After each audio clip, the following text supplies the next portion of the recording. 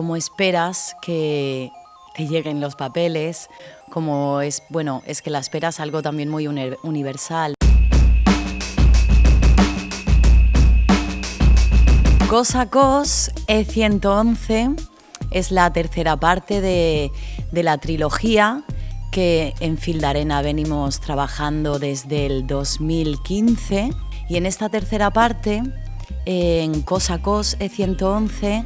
nos hemos querido centrar un poco más en qué pasa cuando las personas migrantes llegan a cualquier lugar, cuando llegas al lugar